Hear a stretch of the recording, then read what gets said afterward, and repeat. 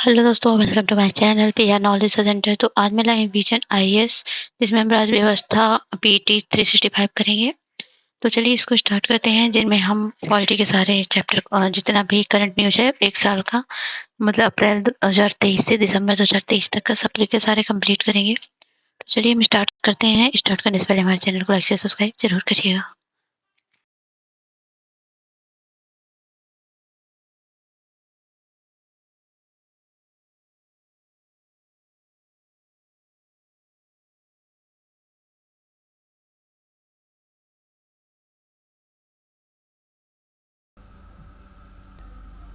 तो आज हम करेंगे सेंटर स्टेट रिलेशन।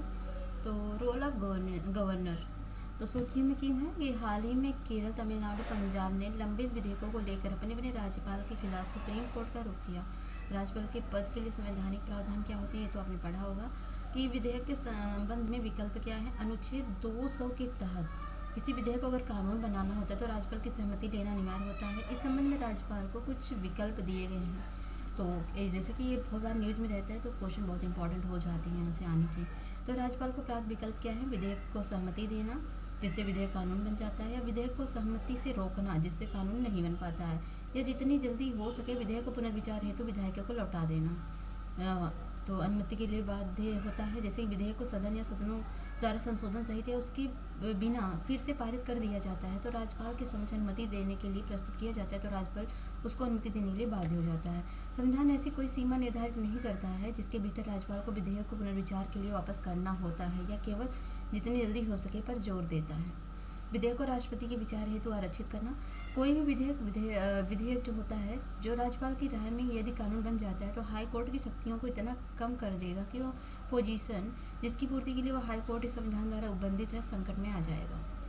अगला है राज्यपाल से संबंधित संवैधानिक प्रावधान और राज्यपाल से संबंधित न्यायिक निर्णय।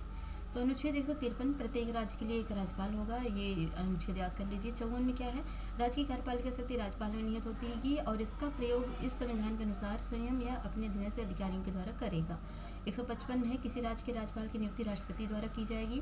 और 161 में राज्यपाल के पास दंड को क्षमा करने, परिहार, लघुकरण आदि की शक्ति है, और ये शक्ति प्रेसिडेंट के पास कौन सी है? तो आर्टिकल 72। अनुच्छेद 163 में राज्यपाल को उसके कार्यों के निष्पादन में सहायता और सलाह देने के लिए मुख्यमंत्री के नेतृत्व में एक मंत्री परिषद होगी। हालांकि इस अनुच्छेद में यह भी उल्लेख है कि संविधान या इसके अधीन राज्यपाल थे जहां उपेक्षित है उन मामलों पर वह अपने विवेकानुसार अपना कार्य करेगा। 164 में मुख्यमंत्री और अन्य मंत्रियों की नियुक्ति राज्यपाल द्वारा की जाएगी। 213 में राज्यपाल कुछ परिस्थितियों में अध्यादेश जारी कर सकता है। 217 में हाई कोर्ट के न्यायाधीशों की नियुक्ति के मामले में राज्यपाल से परामर्श किया जाता है। राज्यपाल संबंधित न्यायिक निर्णय की बात करें तो शमशेर सिंह वाद 1974, सुप्रीम कोर्ट ने यह फैसला दिया कि यदि राज्यपाल किसी विधेयक पर सहमति रोकने या उसे राज्य विधानमंडल को लौटाते समय अपनी विवेकाधीन शक्ति का प्रयोग नहीं करता है तो उसे मंत्रिपरिषद की सलाह के अनुसार कार्य करना जरूरी हो जाता है।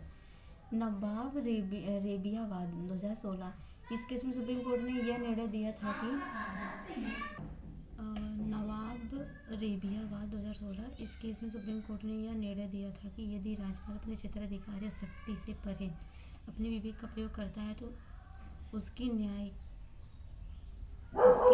समीक्षा की जा सकती है। हाल यह निर्णय पंजाब राज्यवाद 2023, यदि राज्यपाल किसी विधेयक पर सहमति रोकने का निर्णय लेता है तो राज्यपाल को उस विधेयक को पुनर्विचार के लिए विधायिका को वापस भेजना पड़ेगा।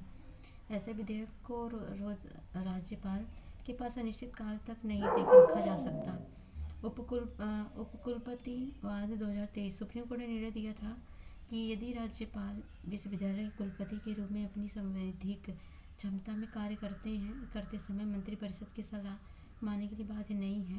तमिलनाडु राज्यवाद 2023, सुप्रीम कोर्ट ने कहा कि यदि राज्यपाल राज्य विधानमंडल द्वारा पारित किसी विधेयक को पुनर्विचार के लिए भेजता है और राज्य विधानमंडल उस विधेयक को पुनः पारित करके राज्यपाल के पास भेजता है, तब राज्यपाल उस विधेयक को राष्ट्रपति के लिए आरक्षित नहीं कर सकता है।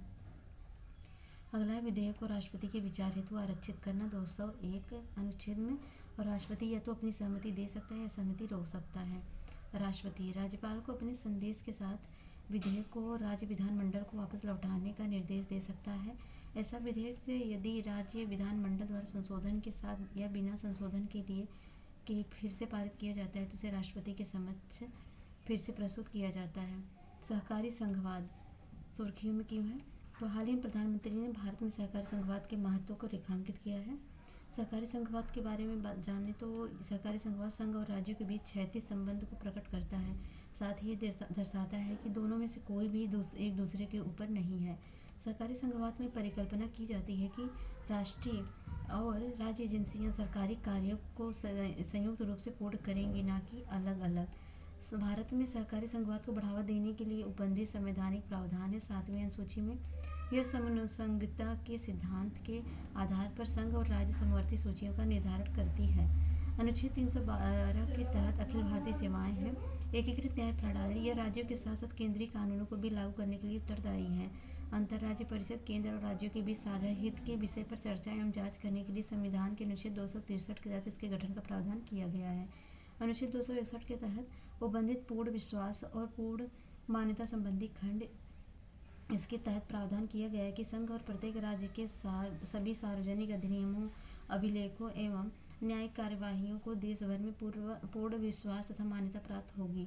क्षेत्रीय परिषदें इनकी स्थापना अलग अलग क्षेत्रों के मध्य समन्वय सुनिश्चित करने के लिए की गई है। साथ ही इन्हें राज्य पुनर्गठन अधिनियम 1956 के तहत सांविधिक निकायों के रूप में स्थापित किया गया है।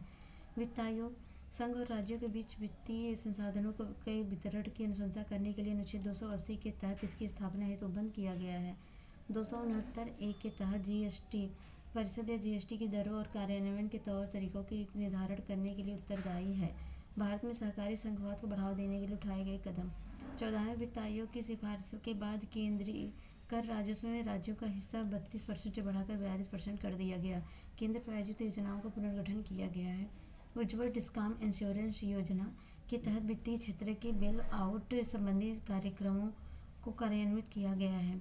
नीति national institute for the transforming India आयोग भारत में सहकारी संघवाद को बढ़ावा देने के लिए एक मंच के रूप में कार्य करता है। नीति आयोग द्वारा विधिक कदम उठाए गए हैं, जैसे राष्ट्रीय महत्व के विषय पर मुख्यमंत्री के उपसमूह का गठन करना, पिछड़े जिलों के विकास के लिए आकांक्षी जिला कार्यक्रम की शुरुआत करना, भूमि पट्टे पर जोर देना और कृषि विपणन सुधारों के लिए आदर्श कानून तैयार करना और उत्तर पूर्वी राज्यों, हिमालयी राज्यों और द्वीपीय राज्य क्षेत्रों के विकास के लिए क्षेत्र विशिष्ट पहलें करना और शिक्षा वगैरह के लिए काम करना ये सब है। अगला इंटर स्टेट बॉर्डर डिस्प्यूट। तो असम और अरुणाचल प्रदेश में दशकों से चल रहे अंतर्राज्यीय सीमा विवाद के समाप्त करने के लिए एक समझौता पर हस्ताक्षर किया गया है। सीमा विवाद कहाँ के हैं, जैसे ये है पहला हरियाणा हिमाचल प्रदेश, पंचकुला के पास परवाड़ू क्षेत्र को लेकर विवाद है और हरियाणा और हिमाचल प्रदेश के बीच, और हिमाचल प्रदेश और लद्दाख के बीच दोनों के बीच सरचू सीमा को लेकर विवाद है। ये लेह मनाली राजमार्ग के पास स्थित है।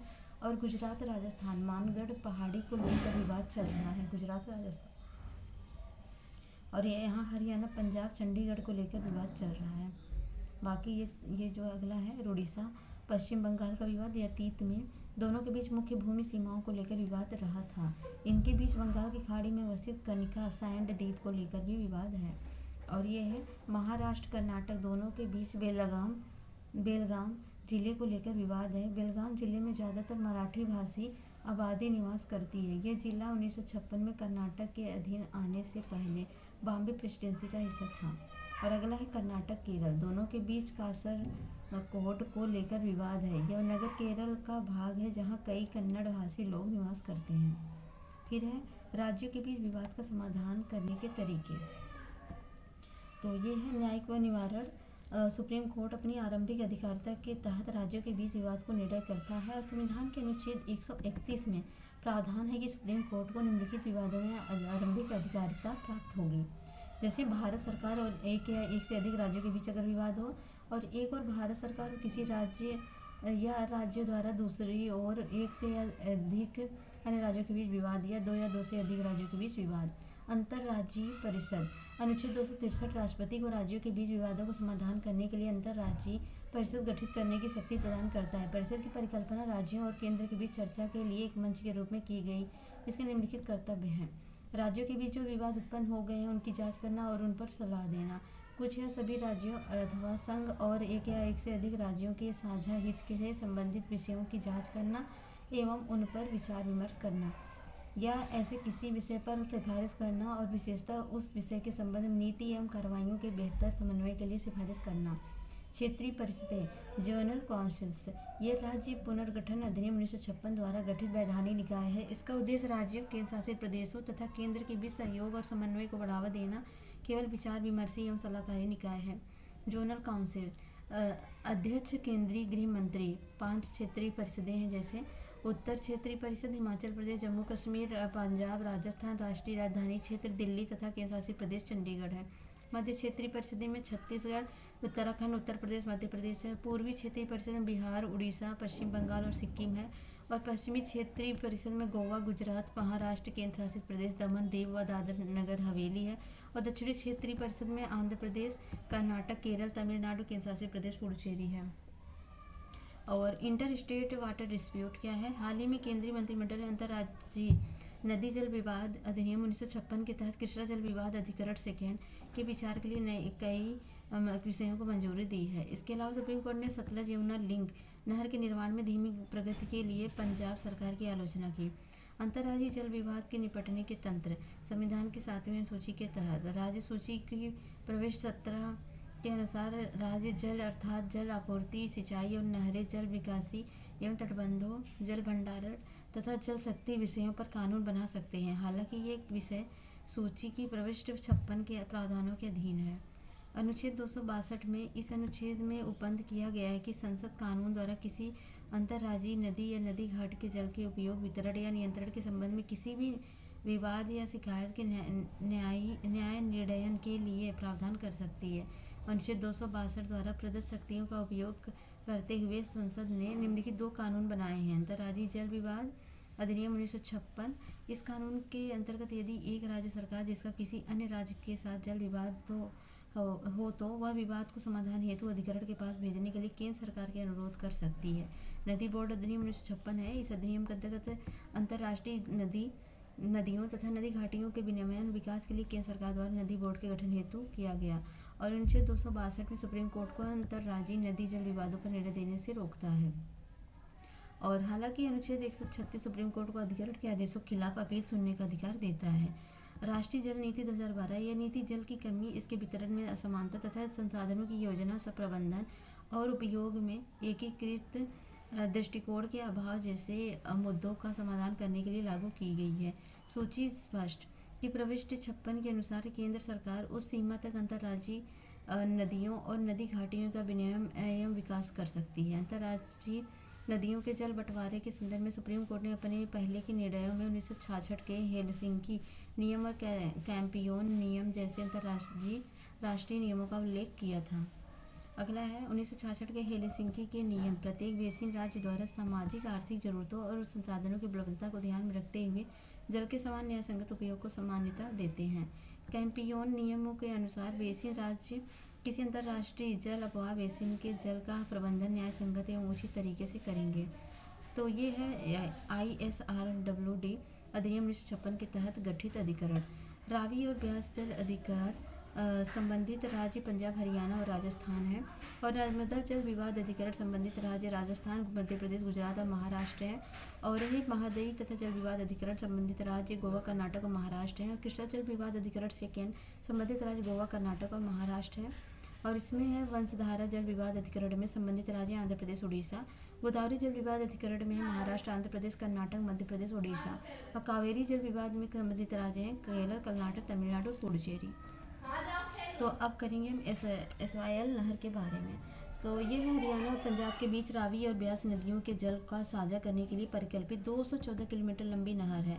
तो इस SYL का नहर जो है 122 किलोमीटर हिस्सा पंजाब में और 92 किलोमीटर हिस्सा हरियाणा से निर्मित होना तय हुआ है। हरियाणा 1940 में SYL नहर के अपने हिस्सों का निर्माण कर लिया। उसके विपरीत पंजाब रिपेरियन सिद्धांतों और जल की उपलब्धता का हवाला देकर इसे टालता रहा है।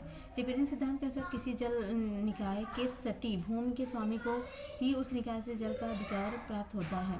कृष्णा जल विवाद के बारे में बात करें तो इसमें 1969 में ISRWD अधिनियम 1956 के तहत कृष्णा जल विवाद अधिकरण KWDT1 का गठन किया गया। इसकी सेकेंड स्थापना 2004 में की गई।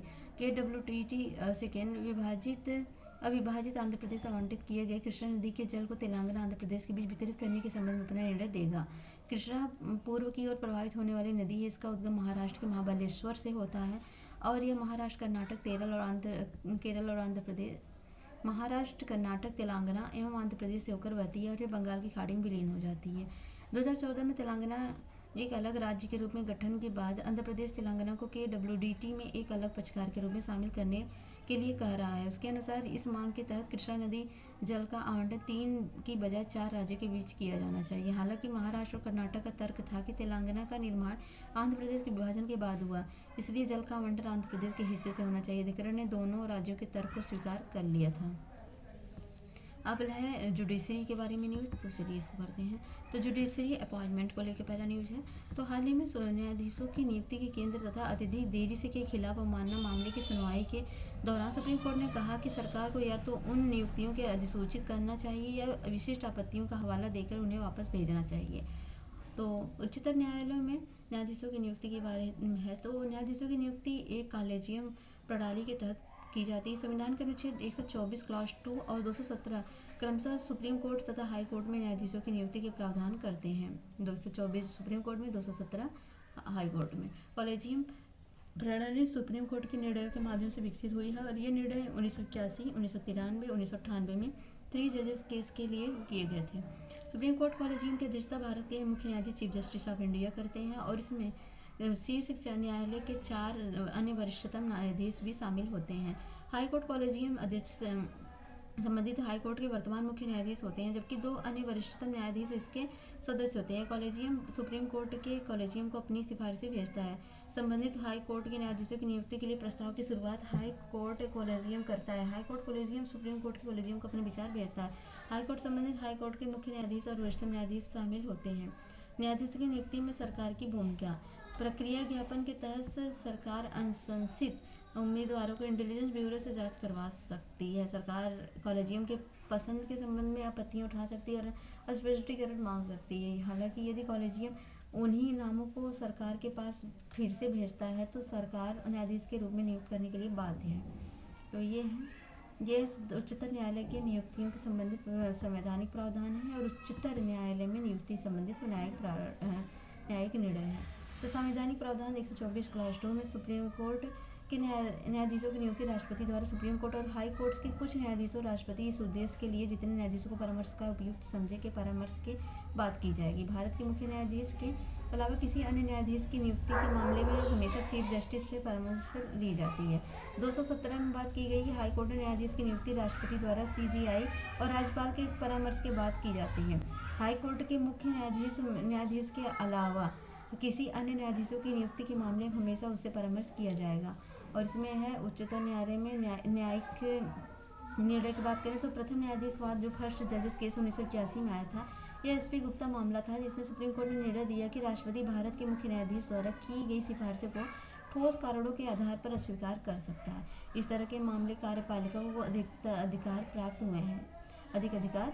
हुए हैं। द्वितीय न्यायाधीशवाद और सेकंड जजेस के साथ 1993 में सुप्रीम कोर्ट ने एडवोकेट ऑन रिकॉर्ड एसोसिएशन में इससे कॉलेजियम प्रणाली की शुरुआत हुई और सुप्रीम कोर्ट ने कहा कि CJI को नियुक्तियों की प्राथमिक भूमिका दी जानी चाहिए।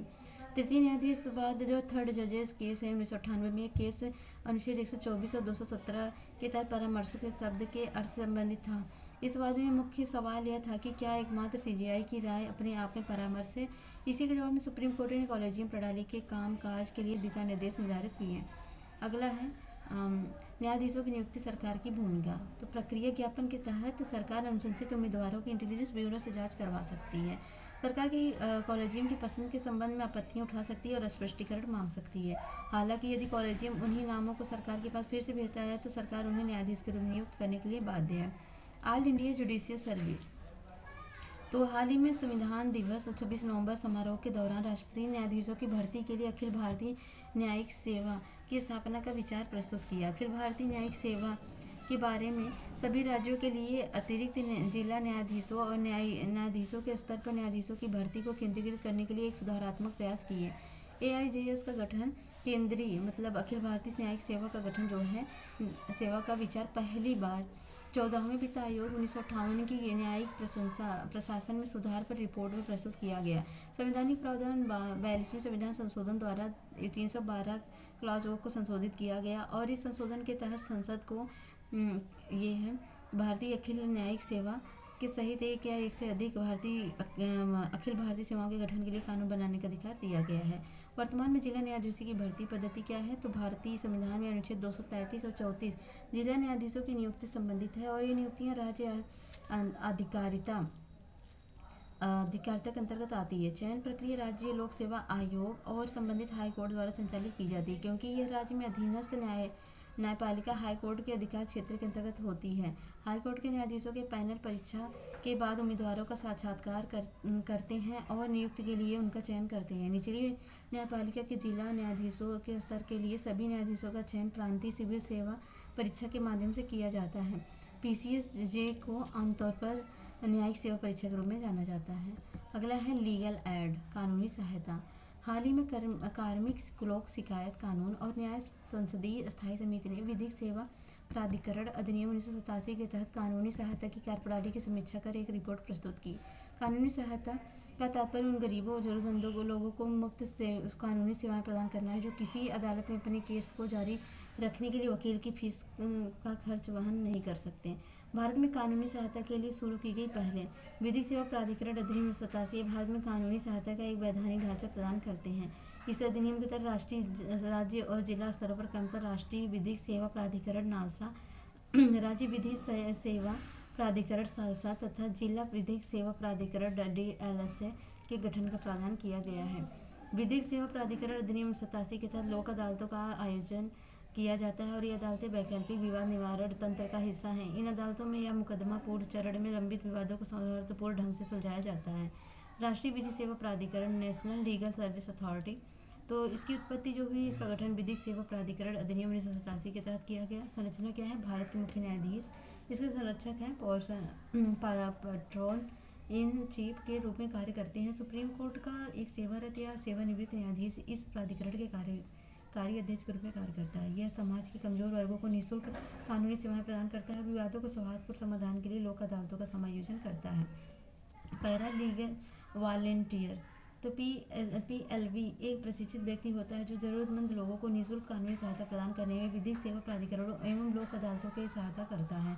सुप्रीम कोर्ट विधिक सेवा समिति इसे गरीबों, वंचितों और हाशिए पर रहने वाले किसी लोगों को मुफ्त कानूनी सेवाएं प्रदान करने के लिए विधिक सेवा प्राधिकरण अधिनियम की धारा 3A के तहत गठित करता है। तो विधिक प्राधिकरण अधिनियम 87 की धारा 12 के तहत निम्नलिखित व्यक्ति निःशुल्क कानूनी सहायता के लिए पात्र हैं, जैसे महिलाएं, बालक, अनुसूचित जाति या अनुसूचित जनजाति का सदस्य, औद्योगिक मजदूर, दिव्यांग व्यक्ति या कस्टडी में व्यक्ति आदि। इसके अलावा वह व्यक्ति जिसकी वार्षिक आय 1 लाख रुपए से कम है, उसके द्वारा निर्धारित स्तर से कम है, तो सुप्रीम कोर्ट के मामले में राशि 5 लाख रुपए है। तो यहाँ पर सुप्रीम कोर्ट ने विधिक सेवा समिति इसे गरीबों, वंचितों और हाशिए पर रहने वाले लोगों को मुफ्त कानूनी सेवाएं के लिए विधिक सेवा प्राधिकरण अधिनियम द्वारा 3A के तहत गठित किया था। तो SC के मुख्य संरक्षक भारत के मुख्य न्यायाधीश हैं और अध्यक्ष सुप्रीम कोर्ट का कोई एक मौजूदा न्यायाधीश और 9 सदस्य भारत के मुख्य न्यायाधीश द्वारा नामित। दिशा योजना क्या है? इस योजना को न्याय विभाग शुरू किया है और इसका उद्देश्य प्रौद्योगिकी उपयोग के जरिए लोगों के बीच जागरूकता प्रसार करना है, साथ ही जनता के लिए सरलीकृत सूचना, शिक्षा और संचार सामग्री विकसित करना है। इस योजना के निम्नलिखित घटक हैं: न्याय बंधु, निःशुल्क कानूनी सेवाएं प्रदान करने के लिए एक अखिल भारतीय फ्रेमवर्क तैयार करना। टेली लॉ, सामान्य सेवा केंद्रों के माध्यम से जरूरतमंद और हाशिए पर स्थित लोगों को कानूनी सहायता के लिए वकील के पैनल से जोड़ना। कानूनी साक्षरता और कानूनी जागरूकता कार्यक्रम समाज के कमजोर वर्गों को उनकी कानूनी अधिकारों और हक के बारे में जानकारी प्राप्त करने में सक्षम बनाता है।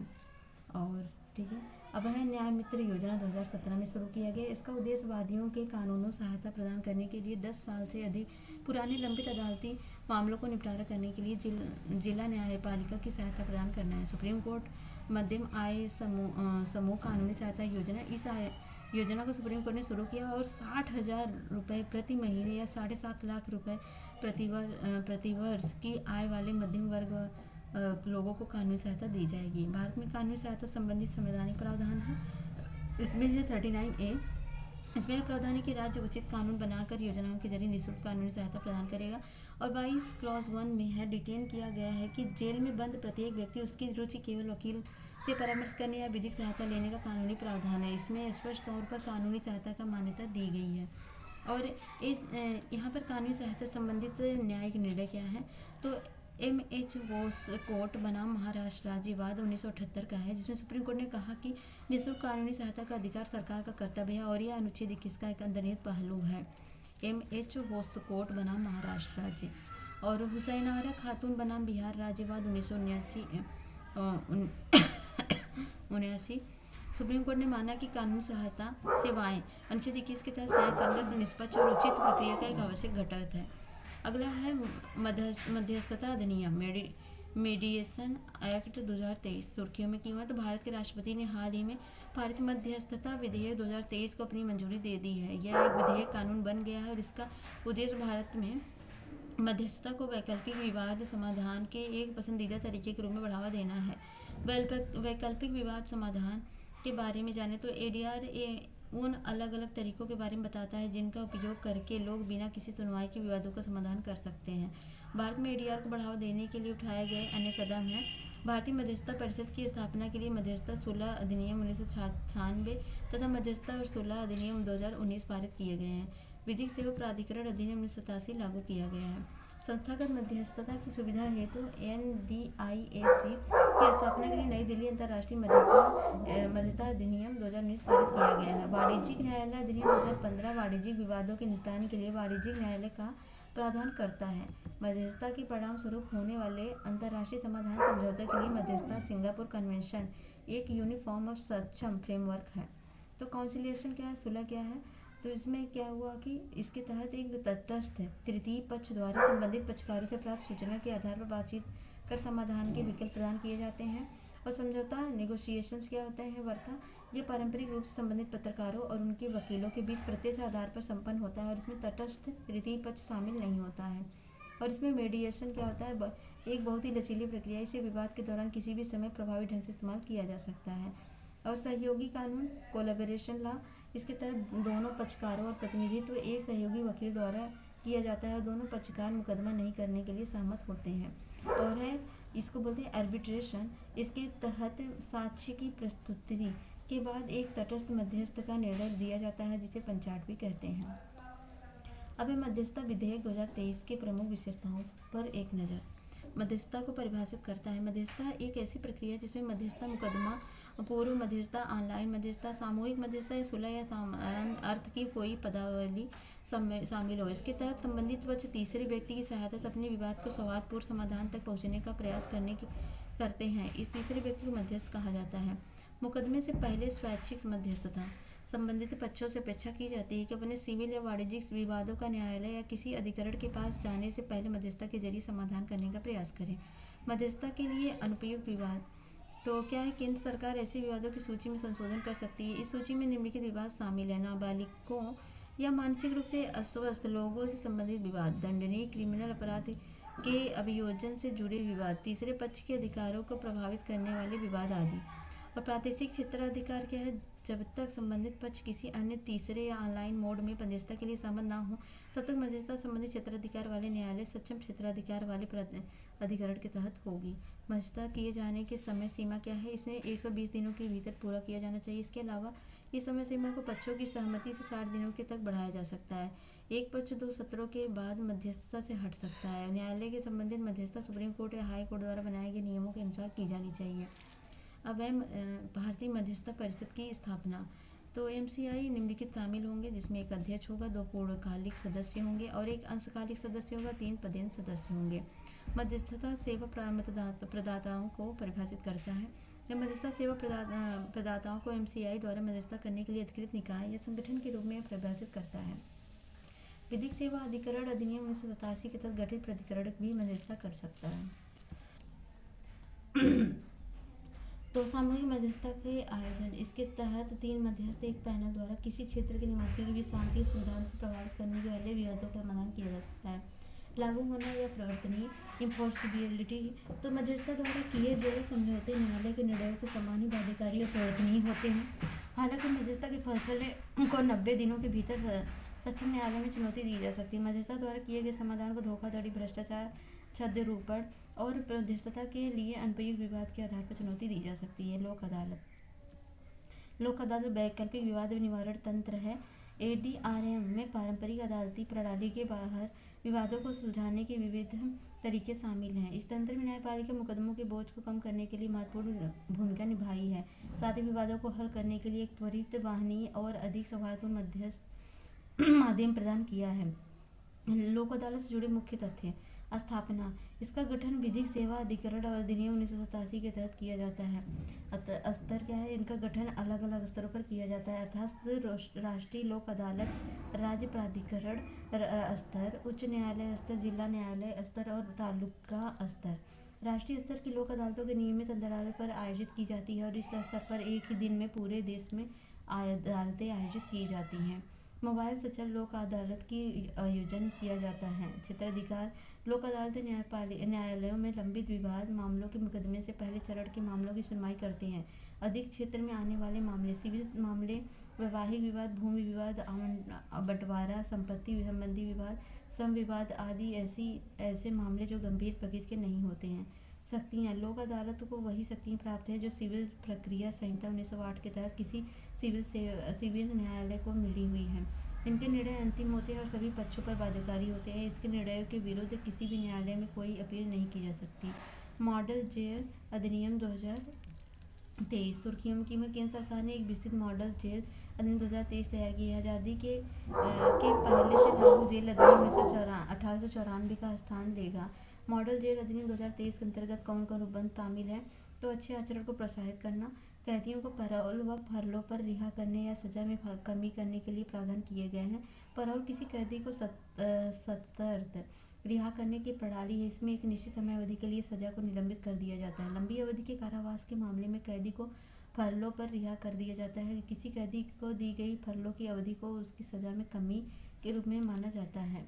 जमानत बेल का हासिल किसी आपराधिक मामले में अभियुक्त की अस्थायी रिहाई है, जो जमानत उस अवधि के लिए दी जाती है जब मामला कोर्ट में लंबित अथवा निर्णय को ऊपरी अदालत में चुनौती दी गई हो। इसके लिए एक निश्चित धनराशि न्यायालय में जमा करनी होती है। सुधार और पुनर्वास करना, तो कैदियों के प्रति दृष्टिकोण में परिवर्तन लाना है, कैदियों के व्यावसायिक प्रशिक्षण प्रदान करना और उनका कौशल विकास करना है। बेहतर रक्षा और सुरक्षा के लिए महिला और ट्रांसजेंडर कैदियों के लिए अलग जेल की व्यवस्था प्रावधान किया गया और जेल प्रशासन की प्रौद्योगिकी के उपयोग कर प्रावधान किया गया। इसी में उच्च सुरक्षा वाली जेलों की स्थापना करने की शामिल हैं।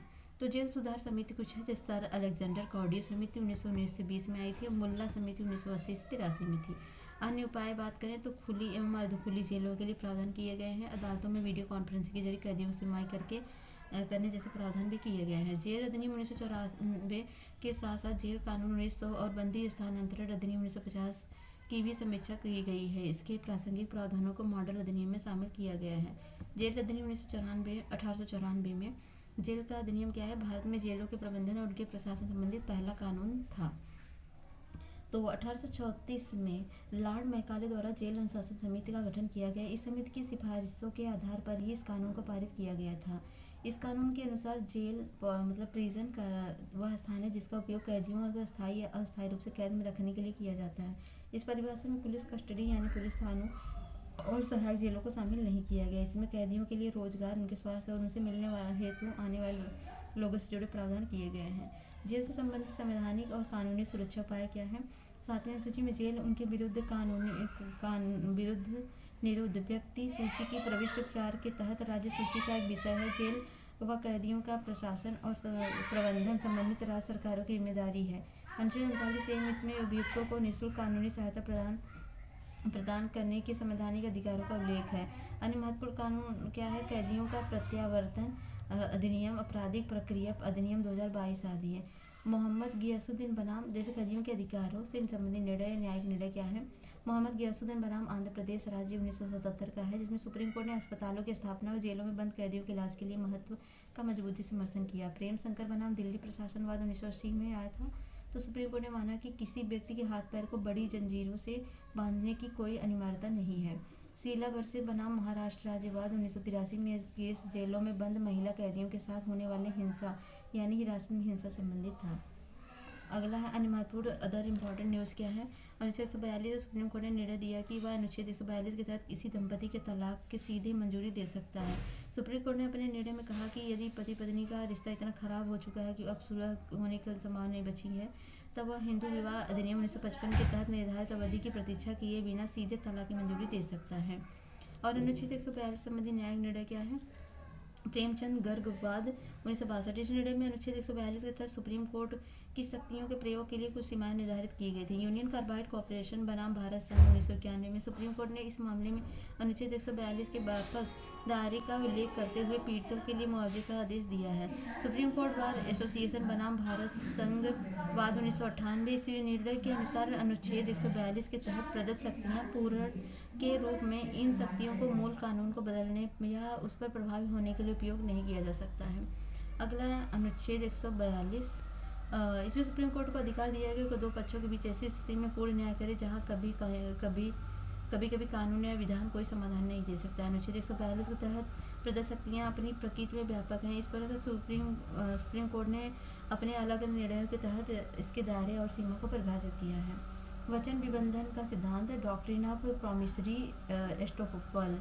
तो अग्निपथ योजना के संबंधित एक सुनवाई में वादी सिविल कार्रवाई में न्यायालय जाने वाले पक्ष वचन विबंधन के सिद्धांत का हवाला दिया है। वचन विबंधन एक अवधारणा है जो संविधात्मक कानूनों के रूप में विकसित हुई है। इस सिद्धांत अनिवार्य रूप से एक वचनदाता को इस आधार पर एक समझौते के पीछे हटने के रोकता है जैसा कोई औपचारिक फैसला नहीं हुआ है। इसे एक वादी द्वारा समझौते के निष्पादन को सुनिश्चित करने या समझौते को पूरा करने की विफलता की मुआवजे की मांग हेतु लागू करवाया जाता है।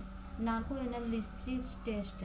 हाल ही में दिल्ली में प्रदर्शन कर रहे पहलवानों ने सुप्रीम कोर्ट में निगरानी में कथित आरोपों का नार्को टेस्ट कराने का मांग की है। नार्को टेस्ट में सोडियम पेंटोथर नामक दवा को संबंधित व्यक्ति के शरीर में इंजेक्ट किया जाता है। सोडियम पेंटोथर को ट्रूथ सीरम भी कहा जाता है। सोडियम पेंटोथर को सेल्वी और अन्य बनाम कर्नाटक राज्य और अन्य वादी में सुप्रीम कोर्ट ने निर्णय दिया था कि किसी भी व्यक्ति को नार्को एनालिसिस या ब्रेन मैपिंग या पॉलीग्राफ टेस्ट उसकी सहमति के बिना नहीं किया जा सकता है। यह निर्णय निम्नलिखित मूल अधिकारों को ध्यान में रखते हुए दिया गया था। तो इसमें क्या था, अनुच्छेद 20 क्लॉज 3 में अपराधों के लिए दोषसिद्धि के संबंध में संरक्षण है। 21 में प्रावधानिक स्वतंत्रता का अधिकार है। हालांकि नार्को एनालिसिस रिपोर्ट को न्यायालय में प्राथमिक साक्ष्य में स्वीकार नहीं किया जाता है। भारतीय साक्ष्य अधिनियम 1872 की धारा 27 के अनुसार यदि कोई अभियुक्त स्वेच्छा से कोई जानकारी प्रदान करता है, भले ही वो नार्को टेस्ट के द्वारा प्राप्त की गई हो, पुलिस अधिकारियों को पहले से पता चल चुके किसी तथ्य के उसका स्पष्ट रूप से मिलान होता है, तो उस जानकारी को साक्ष्य में स्वीकार किया जा सकता है। न्यायाधीशों द्वारा सुनवाई के अलग होना। रिस्क्यूज्ड बाय द जज। सुप्रीम कोर्ट के एक न्यायाधीशों ने भारतीय पुलिस सेवा के एक पूर्व अधिकारी की याचिका पर सुनवाई से स्वयं को अलग करने से मना कर दिया। किसी मामले में हितों के संभावित टकराव की स्थिति में एक न्यायाधीश पक्षपातपूर्ण छवि से बचने के लिए मामले की सुनवाई से स्वयं को अलग कर सकता है, अर्थात वह अपने मामले पर सुनवाई करने से बच सकता है अथवा स्वयं को उस मामले से अलग कर सकता है। भारत में न्यायाधीशों द्वारा स्वयं को सुनवाई से अलग करने से संबंधित कोई संहिताबद्ध नियम नहीं है। मामले से अलग होने का फैसला पूरी तरह से न्यायाधीश के विवेक पर निर्भर करता है। यदि कोई न्यायाधीश किसी मामले से स्वयं को अलग कर लेता है, तो उस मामले की किसी अन्य पीठ को आवंटित करने के लिए न्यायाधीश को उसके समक्ष सूचीबद्ध किया जाता है। मामले की सुनवाई को अलग करने के दो तरीके हैं। स्वतः, जहां एक न्यायाधीश स्वयं मामले की सुनवाई के बाहर हो जाता है। जब कोई पक्षकार किसी मामले में न्यायाधीश के पक्षपाती होने या उसके द्वारा अपने व्यक्तित्व हित को महत्व देने की संभावना जताते हैं, तो उसे सुनवाई से अलग करने की याचिका दायर करता है। Supreme court advocate on record प्रणाली। तो इसमें भारतीय विधिक प्रणाली में वकील अधिवक्ता की अलग श्रेणी होती है। सुप्रीम कोर्ट में पंजीकृत होते हैं और उसमें वादी का प्रतिनिधित्व करने के लिए सुप्रीम कोर्ट द्वारा अधिकृत किए जाते हैं। तो इस प्रकार की सारी चीज़ें हैं। फास्ट ट्रैक स्पेशल कोर्ट्स भी है, जिसमें बहुत जल्दी फास्ट ट्रैक एक योजना केंद्र प्रायोजित है और इसमें योजना को 2019 में लॉन्च किया गया। इस योजना का कार्यान्वयन कानून और न्याय मंत्रालय के तहत न्याय विभाग द्वारा किया गया। केंद्र सरकार की हिस्सेदारी का वित्त पोषण निर्भया फंड से किया जाता है। ज्ञातव्य कि निर्भया फंड का उद्देश्य देशों में महिलाओं की सुरक्षा को बढ़ावा देना है। फास्ट ट्रैक कोर्ट और फास्ट ट्रैक स्पेशल कोर्ट्स विशेष मामलों के लिए प्रति समर्पित अदालतों में इनमें त्वरित न्याय सुनिश्चित करने की अपेक्षा की जाती है। दंडिक विधि जो है अधिनियम 2018 के तहत आधार बना है। उल्लेखनीय है कि इस अधिनियम में बलात्कार के अपराधियों के लिए मृत्युदंड सहित कठोर दंडों का प्रावधान किया गया है। फास्टैग जो है राष्ट्रीय न्यायिक डेटा ग्रिड से जुड़े हुए हैं। नारी अदालत जो है, नारी अदालत मिशन शक्ति के तहत संबल उप योजना एक हिस्सा है। यह महिला और बाल विकास मंत्रालय के अधीन संचालित है। मिशन शक्ति का लक्ष्य महिलाओं की सुरक्षा और अच्छे सशक्तिकरण को मजबूत करना है। और न्यायिक विकास पोर्टल क्या है? केंद्रीय कानून और न्याय मंत्रालय ने एक न्याय विकास पोर्टल बनाया है जिसमें जिलों के अधीनस्थ न्यायपालिकाओं के बुनियादी सुविधाओं का विकास नामक एक केंद्र प्रायोजित योजना कार्यान्वयन की निगरानी करेगा। और अगला है जस्टिस ब्लॉक। ये एक इलेक्ट्रॉनिक साइनेज सिस्टम है। इसे हाई कोर्ट में न्यायालय परिसरों में स्थापित किया गया है और ये पहल हितधारकों को न्यायालय के संबंधित प्रमुख मानदंडों के बारे में जानकारी प्रदान करेगी। और इसके अलावा यह न्यायालय में संबंधित डेटा के बारे में पर्याप्त सूचना प्रदान करके लोगों को जागरूक करने का कार्य भी करेगी। और न्यायपालिका प्रौद्योगिकी की बात करें, सुप्रीम कोर्ट में निचली अदालतों के रिकॉर्ड्स के डिजिटलीकरण को सुनिश्चित करने के लिए सभी हाई कोर्ट्स को निर्देश जारी किए गए हैं, जिसमें ई कोर्ट मिशन, सुप्रीम कोर्ट विधिक अनुवाद सॉफ्टवेयर, अंग्रेजी के लिए निर्णयों के क्षेत्रीय भाषा में अनुवाद, ये सब चीज़ें हैं। इंडिया जस्टिस रिपोर्ट है, यह जो है IGR तीसरा संस्करण है। इस रिपोर्ट का टाटा ट्रस्ट ने जारी किया है। इसे centre for social justice Daksh Vidhi, centre for legal policy जैसे कई नागरिक समाज संगठनों के प्रतिनिधियों के सहयोग से जारी किया गया है। अब है इसमें है चुनाव के बारे में, इलेक्शन के बारे में। तो पहला न्यूज ये है कि मुख्य चुनाव आयुक्त और अन्य चुनाव आयुक्त अधिनियम 2023 का। तो इसमें है राष्ट्रपति ने मुख्य चुनाव आयुक्त और अन्य चुनाव आयुक्त विधेयक 2023 को अपनी मंजूरी दे दी है। यह विधेयक अब अधिनियम बन चुका है। तो इसमें क्या है? तो नियुक्ति है CEC और अन्य ECS की नियुक्ति एक चयन समिति की सिफारिश पर राष्ट्रपति द्वारा की जाएगी। चयन समिति क्या होंगे? चयन समिति में निम्नलिखित सदस्य शामिल होंगे, जैसे अध्यक्ष प्रधानमंत्री होंगे। प्रधानमंत्री द्वारा नामित एक केंद्रीय कैबिनेट मंत्री होगा और लोकसभा में विपक्ष का नेता और सबसे बड़े विपक्षी दल का नेता होगा। खोज समिति यह जो है चीफ इलेक्शन कमीशन और इलेक्शन कमिश्नर के रूप में नियुक्ति के लिए चयन समिति के विचार हेतु 5 व्यक्तियों के नाम की एक सूची तैयार करेगा। इस समिति की अध्यक्षता कानून और न्याय मंत्री द्वारा की जाएगी। पात्रता मानदंड क्या है? ऐसा व्यक्ति जो भारत सरकार के सचिव के पद के समकक्ष रैंक पर है और ऐसे पद पर रह चुका है, और वह व्यक्ति ईमानदार होना चाहिए, साथ ही उसे चुनाव के प्रबंधन और संचालन का ज्ञान अनुभव होना चाहिए। वेतन CEC और ECS को एक सुप्रीम कोर्ट के न्यायाधीश के समान वेतन में दिया जाता है। पदावधि होता है चीफ इलेक्शन कमिश्नर और ये EC मतलब इलेक्शन कमिश्नर, यह जो है ग्रहण करने की तिथि से 6 वर्ष की अवधि के लिए 65 वर्ष की आयु जो भी पहले हो पद पर बने रहते हैं। CEC और EC पुनर्नियुक्ति के लिए पात्र नहीं होते हैं।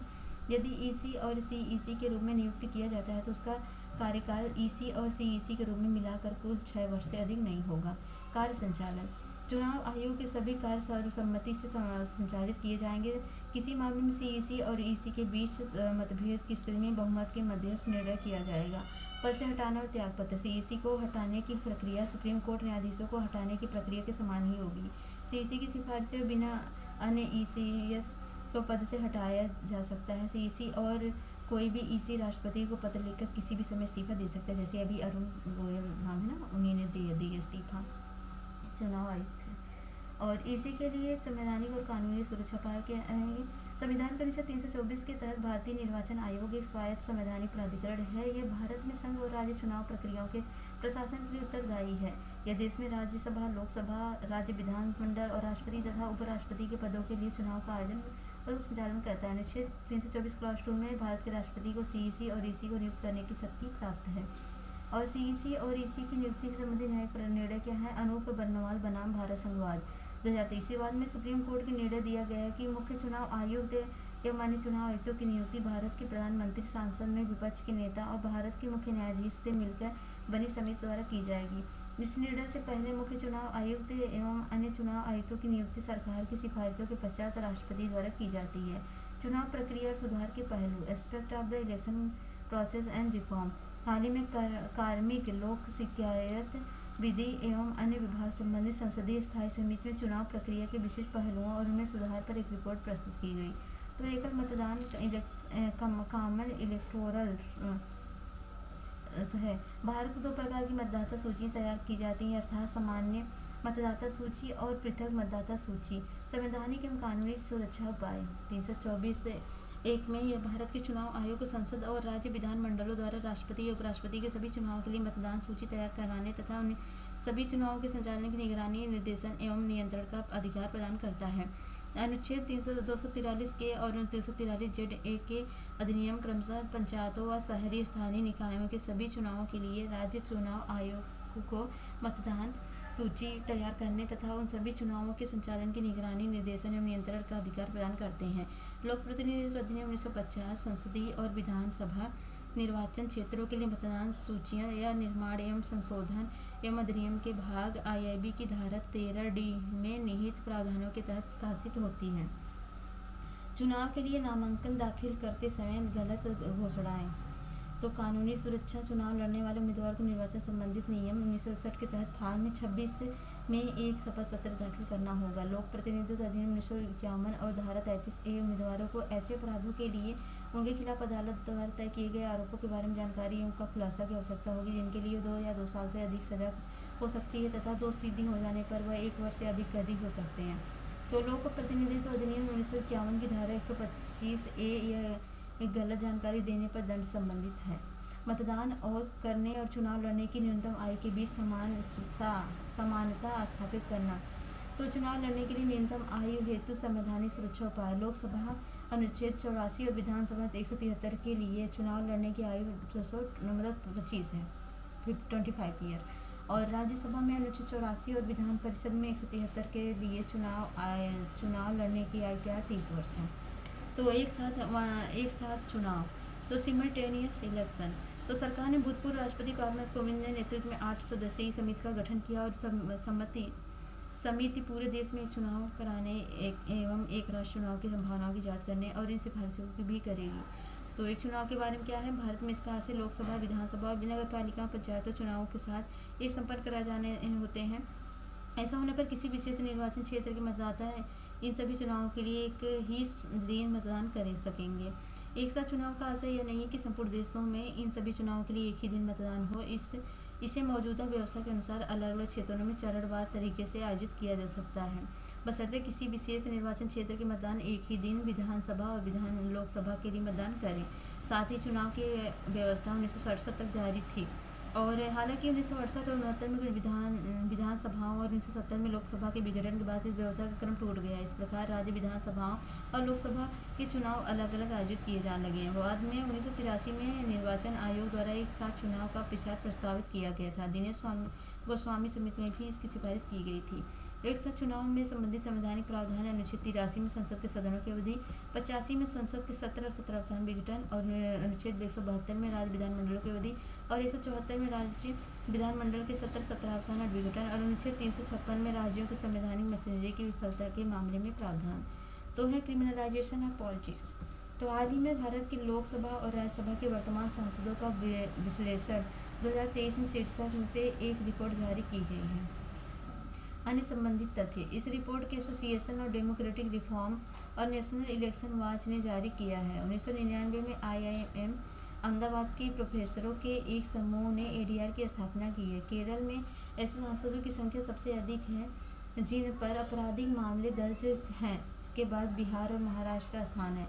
राजनीतिक अपराधीकरण और आशय अपराधियों, कानून तोड़ने वाले और भ्रष्ट व्यक्तियों द्वारा राजनीति में प्रवेश करने से है। चुनाव सुधार संबंधित अलग अलग आयोग समितियाँ। NN वोहरा समिति रिपोर्ट। इस रिपोर्ट में राजनीतिक अपराधीकरण पर यह तथ्य प्रकट किया गया है कि देश के अलग अलग हिस्सों में मौजूदा आपराधिक गुटों, पुलिस, नौकरशाहों और राजनेताओं के बीच साठगांठ स्पष्ट रूप से सामने आई है। अन्य आयोग। संविधान के कामकाज की समीक्षा के लिए राष्ट्रीय आयोग, दूसरा प्रशासनिक सुधार आयोग आदि। दोषी ठहराया गए उम्मीदवार के संदर्भ में कानूनी सुरक्षा पाए। तो राजनीति के अपराधीकरण संबंधित न्यायिक निर्णय। तो लोक प्रतिनिधित्व अधिनियम 1951 की धारा 8 क्लॉज 3, इसके अनुसार कोई भी कानून निर्माता, विधायक और सांसद जिसे कम से कम 2 वर्षों के कारावास की सजा सुनाई गई हो, दोषी ठहराए जाने की तिथि से सदन की सदस्यता के लिए अयोग्य माना जाएगा। साथ ही ऐसे व्यक्ति को सजा पूरी होने की तिथि से 6 वर्ष तक चुनाव लड़ने से प्रतिबंधित किया जाएगा। लोक प्रतिनिधित्व अधिनियम 1951 की धारा 8 क्लॉज 4 में इसके तहत किसी के मामले में दोषी ठहराए गए सांसद, विधायक अपने दोष सिद्धि के निर्णय के खिलाफ की गई अपील का निपटान होने तक पद पर बने रहने की अनुमति मिली हुई थी। उन्हें उच्चतम पालिया के 3 माह के भीतर अपील करने की अनुमति दी गई थी, तब तक वे अपने पद पर बने रह सकते थे। लिली थॉमस बनाम भारत संघवाद। सुप्रीम कोर्ट ने लोक प्रतिनिधित्व अधिनियम 1951 की धारा 8(4) को असंवैधानिक घोषित कर दिया था। तो भारत संघ बनाम एसोसिएशन फॉर डेमोक्रेटिक रिफॉर्मवाद। सुप्रीम कोर्ट ने कहा कि मतदाताओं के उम्मीदवारों को के जीवन से जुड़े कानूनी मामलों के बारे में जानने का मूल अधिकार प्राप्त है। People's union for the civil liberties बनाम भारत संघवाद। सुप्रीम कोर्ट ने लोक प्रतिनिधित्व अधिनियम 1951 की धारा 33(b) को असंवैधानिक और अमान्य घोषित कर दिया था। यह धारा उम्मीदवारों को केवल अधिनियम के तहत ही जानकारी प्रदान करने की अनुमति देती थी। पब्लिक इंटरेस्ट फाउंडेशन बनाम भारत संघवाद 2018। सुप्रीम कोर्ट के राजनीतिक दलों को अपने उम्मीदवारों के आपराधिक रिकॉर्ड्स को अपनी वेबसाइट, सोशल मीडिया हैंडल्स और समाचार पत्र में प्रकाशित करने का आदेश देता है। राम बाबू सिंह ठाकुर बनाम सुनील अरोड़ा वाद में सुप्रीम कोर्ट ने 2018 के निर्देशों को दोहराया और साथ ही न्यायालय में निर्वाचन आयोग को निर्देश दिया कि वह राजनीतिक दलों का किसी भी गैर अनुपालन के संबंध में सुप्रीम कोर्ट की रिपोर्ट करें। और इलेक्टोरल फंडिंग क्या है? तो हाल ही में सुप्रीम कोर्ट ने निर्वाचन आयोग में चुनाव बांटने के जरिए राजनीतिक दलों को मिले धन को डेटा पेश करने की निर्देश दिया है, जिसमें 30 सितंबर 2023 तक डेटा मांगा गया है। 2019 चुनाव बांड के खिलाफ एसोसिएशन फॉर डेमोक्रेटिक रिफॉर्म की एक याचिका पर सुनवाई करते हुए सुप्रीम कोर्ट ने ईसीआई को राजनीतिक दलों द्वारा चुनावी बांड पर डेटा पेश करने की निर्देश दिया था। तो ये चुनावी बांड्स क्या होते हैं? तो चुनावी बांड्स जो होते हैं धारक को मिलने वाले ब्याज सही रहित मुक्त लिखवत होते हैं। इन्हें भारत का कोई नागरिक भारत में निगमित या स्थापित कंपनियां संस्थाएं खरीद सकती हैं। केवल भारतीय स्टेट बैंक को ही चुनावी बांड बेचने की अधिकृत किया गया है। चुनावी बांड की शुरुआत 2017-18 में की गई थी। भारतीय स्टेट बैंक द्वारा इन्हें 1,000 से 10,000 रुपये और 1 लाख से 10 लाख रुपये और 1 करोड़ से रेंज में बेचा जाता है। चुनावी बांड्स को केवाईसी नियमों के पालन में खोले गए खातों के जरिए खरीदा जा सकता है। कोई व्यक्ति या कंपनी कितनी भी संख्या में चुनावी बांड्स खरीद सकता है। ये जनवरी, अप्रैल, जुलाई, अक्टूबर माह में 10 दिनों की अवधि के लिए खरीद हेतु उपलब्ध होते हैं। चुनावी बांड्स के सभी लेन देन चेक या डिजिटल माध्यम से किए जाते हैं। दानदाताओं की पहचान गोपनीय रखी जाती है और उसके राजनीतिक जुड़ाव के बावजूद प्रतिरोध या धमकी या जोखिम का कम हो जाते हैं। अगला है अदर इम्पॉर्टेंट न्यूज। तो नेशनल पार्टी स्टेटस। तो चुनाव चिन्ह आदेश 1968 के तहत ईसीआई द्वारा मान्यता 6 राष्ट्रीय राजनीतिक दल हैं। चुनाव और आवंटन आदेश 1968 राष्ट्रीय या राज्य दल के रूप में मान्यता प्रदान करने के लिए मानदंड निर्धारित करता है। वर्तमान में मान्यता प्राप्त 6 राष्ट्रीय दल हैं, जिसमें बीजेपी है, आईएनसी है भारतीय राष्ट्रीय कांग्रेस है, बहुजन पार्टी है और सीपीआई भारतीय कम्युनिस्ट पार्टी है, मार्क्सवादी नेशनल पीपुल्स पार्टी है और एनपीपी और आम जनता पार्टी है।